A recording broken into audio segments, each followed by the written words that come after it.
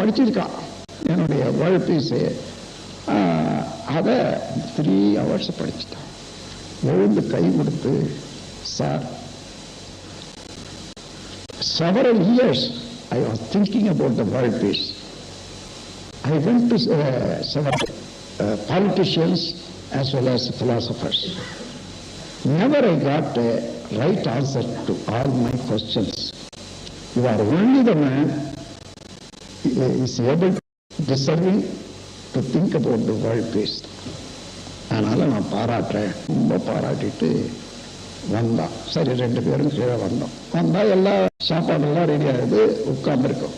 அந்த அம்மா கேட்குறா, how is your conversation with Swamiji? He is only the man who is deserving to talk about the world peace. That's what but